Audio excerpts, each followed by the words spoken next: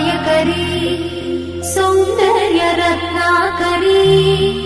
निर्धूताखिल पापनाशनकरी